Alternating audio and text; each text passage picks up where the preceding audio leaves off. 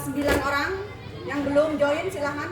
Sebelum kita mulai, oke, 10 orang. Ya. Kita belum memulainya kalau sudah 32 orang. Udah 4 orang gak hadir. Ya, baru 12 orang. Di meja ini, meja ini. Language center. Language center. Baru 13 orang. Sama. Naon.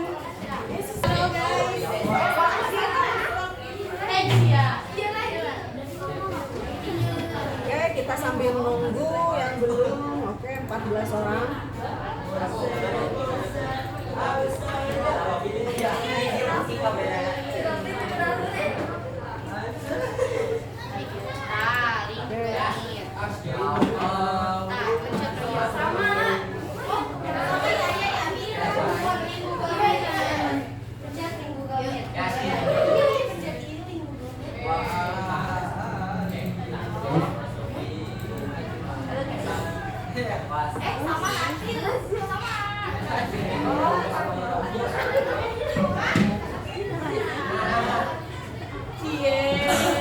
Baru 15 orang, 7 mana lagi yang sisanya belum?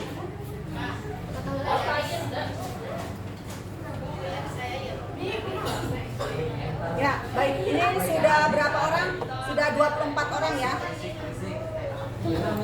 Ya, coba kita silence dulu. Ini ya, sudah ada. Coba kita tar dulu. Ya, baik. Sudah ini ya, sudah di silence. Oh, suara ibunya tidak masuk ya? Masuk. Oh, ada. Oke.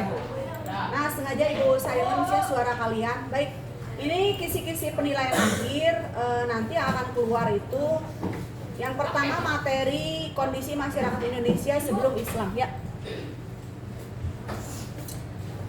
Kemudian indikator soalnya nanti ya tentang kondisi masyarakat Islam. Nah, itu kepercayaannya apa, bedakan ya itu antara agama dan kepercayaan. Itu sudah Ibu bahas itu kemarin di kelas ya tentang ini.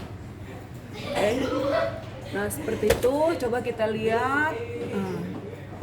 Ya. Dan ini kepercayaan apa pasti kalian sudah bisa menjawab. Gampang kan kalau SKI? Nah, nanti bedanya dengan ulangan kalau kalian nanti kalau PAS tanpa searching Google ataupun melihat ke buku paket ya. Kemudian ini cara-cara penyebaran Islam. Oh, gampang. Kalian sudah belajar tentang 5 cara masuknya Islam ke Indonesia. Kemudian tentang, nah ini sama juga ya. Nah, Sunan Kalijaga itu menyebarkannya dengan apa? Nah, itu saja yang harus jadi sambil kalian catat di HP kalian kalau tidak bawa buku tulis. Nanti PR-nya untuk PAS yang ini yang tidak ada atau yang kira-kira sulit dilakukan saja oleh kalian. Jadi Sunan Kalijaga itu silakan dipelajari menyebarkan agama Islamnya dengan cara apa. Kemudian yang ini selanjutnya teori masuknya Islam loh, teori Mekah itu silakan kalian sudah pernah, gampang kan SKI.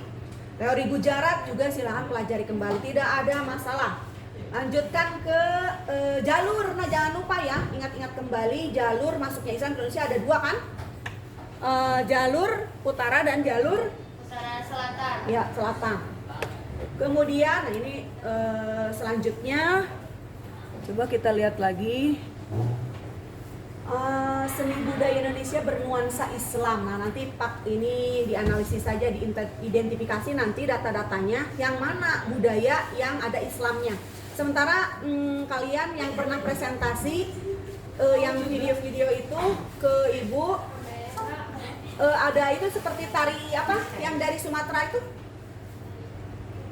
yang bernapaskan Islam, tari Saman contohnya itu ya. Nah, itu tari Saman ada menyelipkan budaya Indonesia yang bernuansa Islam, contohnya seperti itu. Tinggal diperbanyak baca saja literasi. Kemudian faktor yang menyebabkan Islam diterima, gampang, kalian sudah belajar 5 hal kan? Tidak ada masalah untuk materi ini. Kemudian, ini Sultan Zainal Abidin. Nah ini dari dua ya, yang tadi Sunan Kalijaga yang harus kalian catat. Kemudian Sultan Zainal Abidin dari Kerajaan Samudra Pasai. Nah ini silahkan catat kalian, itu akan keluar. Ya ini kelas percontohan, harus nilainya harus jauh di atas rata-rata kelas lain karena yang masuk ke lab ini hanya perwakilan kelas 9A saja. Kemudian ini kerajaan Islam pertama di Jawa. Nah itu ya, jangan lupa kerajaan Islam pertama di Jawa. So, eta tah nu kaluar teh disilap deui. Kemudian cerita tentang kerajaan Cirebon. Nah, nanti kerajaan Cirebon nama-nama wilayah yang menjadi daerah penyebaran agama Islam. Jadi kerajaan Cirebon kalian baca-baca. Jadi jangan terlalu banyak menghamburkan waktu. Yang ada di kisi-kisi aja yang harus kalian pelajari.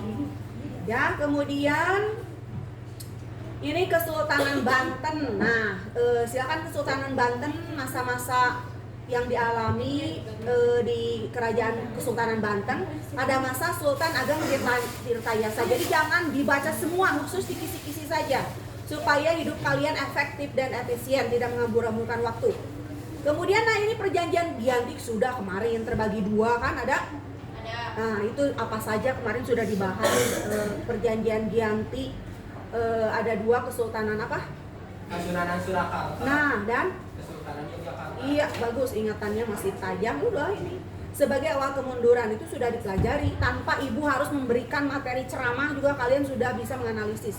Kemudian julukan Sultan Hasanuddin. Nah, ini bagi yang belum baca-baca apa coba? Ayam jantan dari Iya, timur. bagus. Kamu sejarahnya bagus ya. Terus ibrah atau pelajarannya dari semangat tokoh pendiri kerajaan Sulawesi. Nah ini catat, ditulis apa nilainya atau karakter positif dari pendiri kerajaan Islam Sulawesi. Tentunya berarti kalian harus tahu dulu siapa pendirinya, karakternya seperti apa, dan apa yang harus saya tiru dari tokoh tersebut. Jadi harus tahu itu siapa pendiri kerajaan Sulawesi. Nah, lanjutkan prestasi Ternate. Nah, kerajaan Ternate ya, silakan di tidak jelas. Asal gimana ya lebih jelas? Oh, lebih jelas suara langsung. Ya nggak apa-apa, yang penting materi sampai ini ya. Kalau ini disuruh baca, ibu yakin hanya berapa persen yang baca? Kalau seperti ini dibahas ini minimalnya yang ikut Zoom sekarang yang mendengarkan. Jadi prestasi yang diraih oleh kerajaan Ternate, jangan lupa ya. Kemudian selanjutnya tokoh yang merupakan alumni pesantren yang menjabat sebagai presiden, perasaan sudah pernah diberikan Iya, pernah. ya, betul. Terus kesesuaian pesantren dengan nama pendiri juga ini pernah diberikan di ulangan yang PH yang 3.3 dan 3.4 ulangan kedua pernah. Kemudian pondok pesantren di Jawa ini sudah pokoknya ingat-ingat di ulangan yang kedua kalian ya. Ibu sengaja ulangan pertama KD 3.1 dan 3.2, ulangan kedua kemarin 3.3 dan 3.4 sudah diberikan. Jadi kesimpulannya ini tidak usah dibahas, yang ulangan kedua itu 100% akan keluar. Nah, cuman resikonya adalah kalau kalian kemarin nilainya bagus, pasti bagus ini hasilnya. Kalau kemarin kalian tidak lulus, berarti harus belajar kembali. Bu, apa soalnya? Ingat-ingat saja yang kemarin sudah kita bahas. Nah, ini juga kan menganalisis pesantren sebagai agen perubahan bangsa. Esainya tuh kan. Coba kita lihat lagi esai yang kedua. Nah, ini esai yang kedua, jangan lupa. Perjanjian Giyanti itu esai sudah pernah diberikan. Kemudian ini yang pertama. Ya, ini esai yang pertama, 5 faktor kenapa Islam mudah diterima, gampang sekali. Nah, jadi kalian sudah di tangan berapa itu nilainya sudah ya. Nah, ini esainya lagi coba. Nah, esai yang ketiga ini pesantren sebagai agen perubahan teh yang seperti apa, analisis ya. Biasakan minimal 3 analisis, jangan 1 2 ulang pedit-pedit. Kemudian ini cerita host Cokro Aminoto, kemudian pesantren yang ada di Sumatera ini pokoknya semua sudah diberikan di ulangan yang kedua KD 3.3 dan 3.4. Kemudian hikmah. Nah, hikmah dari peristiwa ini Ponpes yang menjadi ini pokoknya ingat ini ya, sudah diberikan ini. Nah, iya peristiwa yang diperingati setiap tahun hari apa itu tanggal, kalau nggak salah yang tanggal 22 Oktober itu, ya. Kemudian pondok pesantren siswa menganalisis ini, analisisnya paling disesuaikan pondok pesantren apa, letaknya di mana. Nah, itu pasti harus kalian baca-baca kembali. Ada di bab 3. Ya. Kemudian komponen pesantren ada 5 kan? Nah, itu juga ini C1 sangat rendah, jadi hanya ingatan saja. Kemudian pondok pesantren di Kalimantan Selatan, ingat-ingat yang ulangan kedua ini juga sama. Nah, esai yang keempat, nah ini baru. Ada 5 nama ponpes di Kabupaten Garut, nah ini baru ya. Jadi Kabupaten Garut pesantrennya apa saja? Kalian harus tahu, seperti SKI berbasis riset yang bab kemarin teh bab 3 ya, yang sudah kalian terjun, silakan disebutkan. Ini hasil riset kalian ya. Hanya ditulisnya 5 saja pesantren, cukup. Terus kearifan lokal yang bernapaskan Islam. Nah, ini bab 4 masuk ke bab 4. Nah, ini juga berarti contoh-contohnya. Oke, sebentar lagi ya. Udah. Kemudian tari menak atau beksa menak. Nah, ini ya. Silakan dipelajari, pokoknya ini yang masuk ke, nah ini Yogyakarta, Surakarta. Nah, ini budaya Nyadran, esai yang kelima menganalisis budaya Nyadran. Nah, itu sudah apa dipaparkan Nyadran seperti apa, sudah pernah. Nah, dan yang 40 PG budaya lokal tradisi Islam dengan benar. Oke, sekian untuk materi hari ini untuk persiapan PAS. Nah, ini kelas 9A ya, Ibu akan shoot kembali. Coba acungan tangannya. Halo guys. Ya, oke, ini akan tampil di YouTube, TikTok, dan IG MTS 2 Garut. Oke, ini ada 2 orang. Halo, say hi, hey. Oke, terima kasih untuk hari ini. Assalamualaikum warahmatullahi wabarakatuh. Ya, udah ya.